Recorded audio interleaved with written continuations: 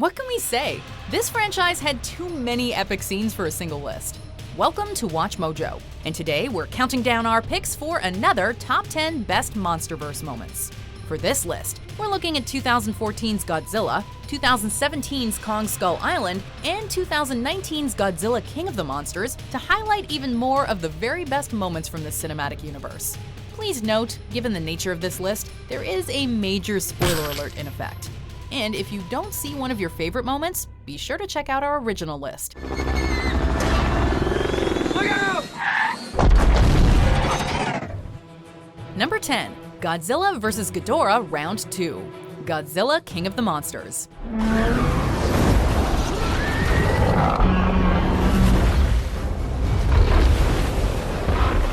Ghidorah is not a titan to be trifled with. He made this perfectly clear by giving Godzilla a serious beating shortly after waking up in Antarctica. When round 2 kicks off in Mexico, however, Godzilla quickly seems to get the upper hand, doing serious damage when he savagely rips off Ghidorah's left head. It's a shocking moment, but not as shocking as what comes next. 3, 2.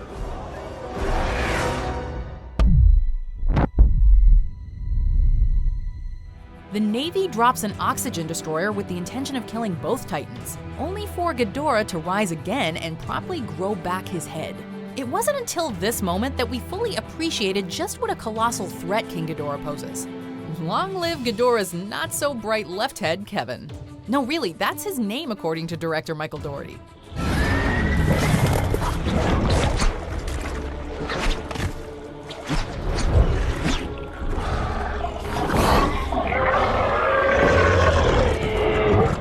Number 9. Kong battles the Giant Squid. Kong Skull Island.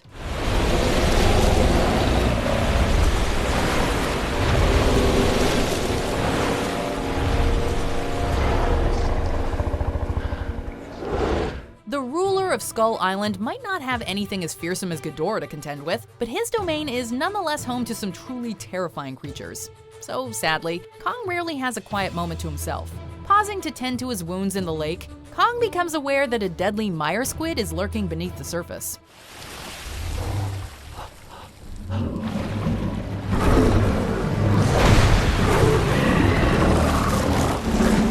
For those who don't know, this is how the mire squid hunts. It's an ambush predator. The squid begins wrapping Kong in its tentacles, but ultimately proves no match for the King of Skull Island, who kills it with a well-placed head stomp. Things get a little gross when Kong proceeds to slurp up the severed tentacles of the squid. It's stomach-churning, sure, but it's undeniably memorable. Number 8. Calling all Titans, Godzilla King of the Monsters.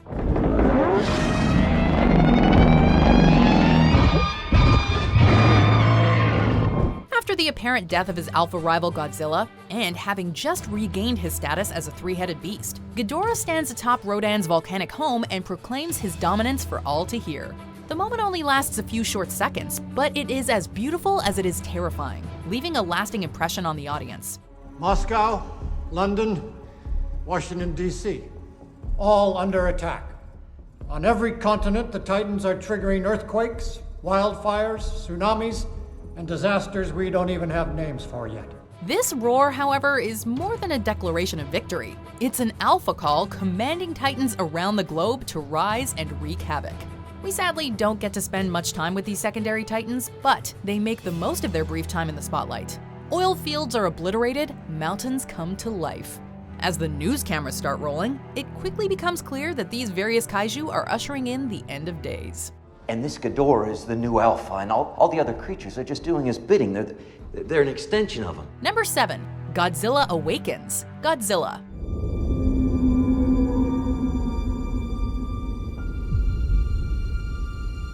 Though people are initially and understandably afraid of Godzilla when he first makes himself known to the modern world, by the time the end credits begin to roll, he's become a hero. What with all the collateral damage, he might not be the hero that people want, but after he saves the city of San Francisco from the Mutos, it's relatively safe to say that many have warmed up to the big guy.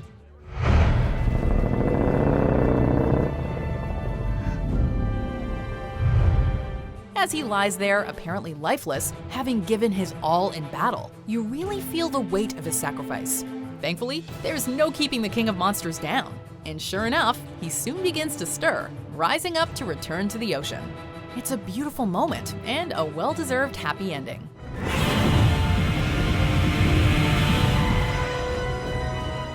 Number 6, Preston Packard vs. Kong. Kong, Skull Island. Kong didn't kill Chapman. But he did kill these men. My men. There are some men who are happy to coexist with the many creatures who walk our planet.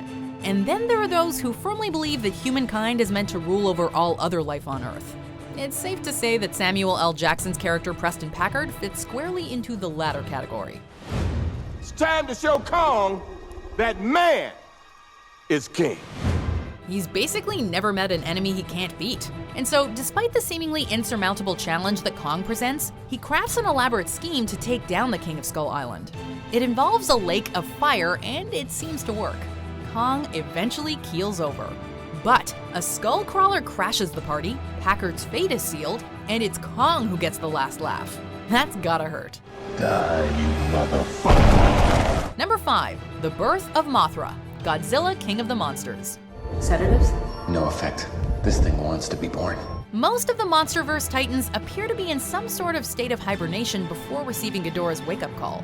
In the case of Mothra, however, she's actually encased in an egg, which is closely monitored at Monarch Outpost 61, which is a nod to the 1961 Mothra movie. It's here that she undergoes her first transformation, breaking out of her egg and revealing her larval form. Meet Titanus Mosura, or as we like to call her, Mothra. Incredible.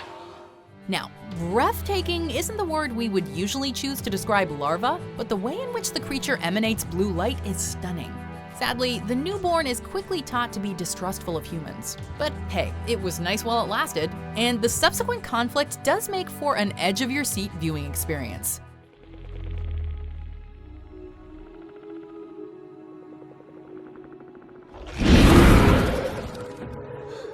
Number 4, Rodan vs. Ghidorah, Godzilla King of the Monsters.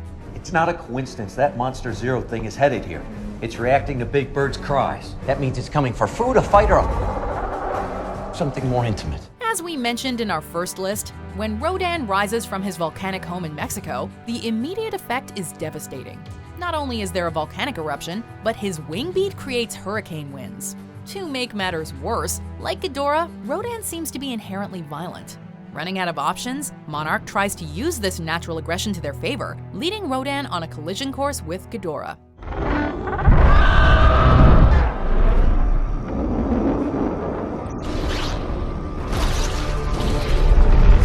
The two clash in a tangle of beating wings, snapping jaws, and sharp talons. But despite Rodan's enthusiasm, it quickly becomes apparent who the alpha is. The fight doesn't last long, but it was a pleasure to watch while it did. And that finishing move? Talk about an effective way to establish dominance.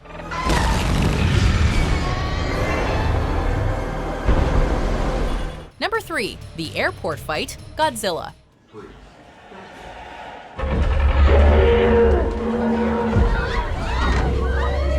An airport is the sort of place where a lot of things can go wrong. Lost luggage, canceled flights, getting flagged for extra security screenings, we could go on all day. Thankfully, however, most of us have never had to deal with a kaiju showdown breaking out on the tarmac.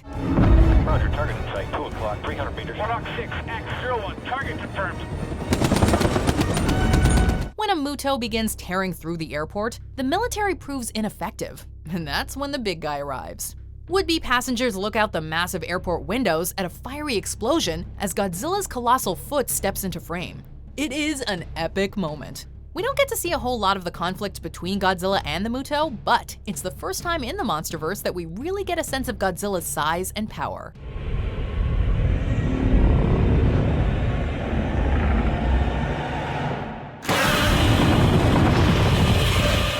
Number 2, Godzilla arrives to his classic theme, Godzilla King of the Monsters.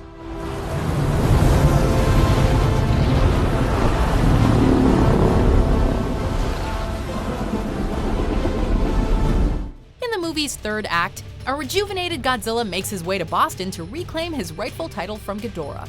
The film is full of beautiful cinematic moments, but this might be the single most evocative shot of the entire film. Unable to outrun Ghidorah anymore, Madison's demise seems imminent.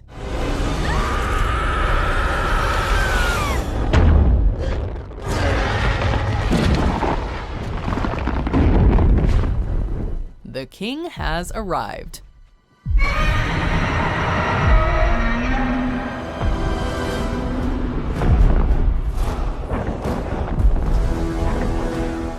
Godzilla lets out a roar and then slowly approaches as a reinterpretation of his classic theme, written by Akira Ifukube and released in 1954, begins to play. For die-hard fans, the visuals paired with this iconic theme are enough to bring a tear to your eye.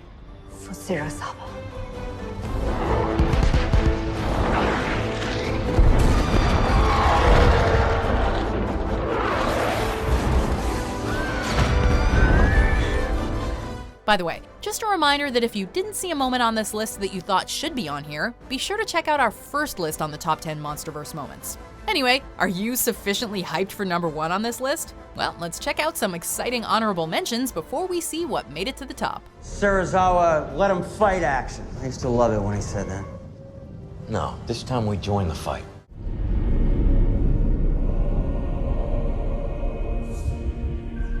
Looks Egyptian. Or Roman. No, this is something different. This is way older.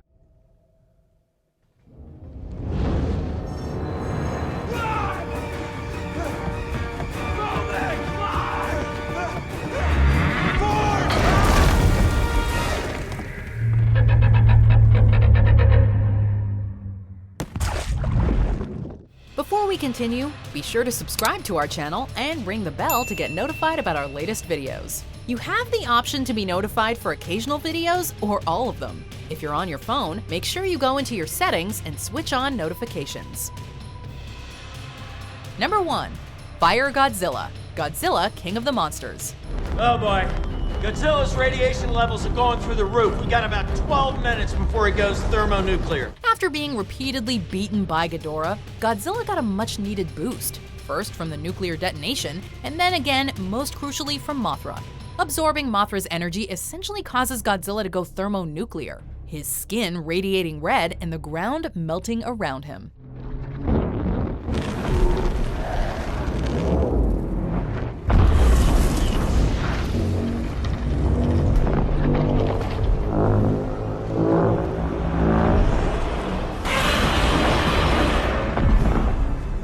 As longtime Godzilla fans will tell you, however, this isn't the first time the character has been set aflame, so to speak.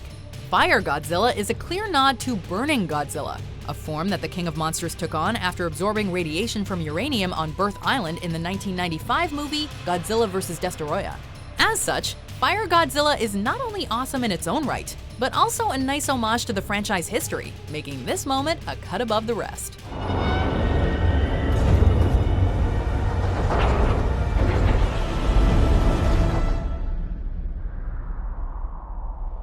Do you agree with our picks? Check out this other recent clip from WatchMojo, and be sure to subscribe and ring the bell to be notified about our latest videos.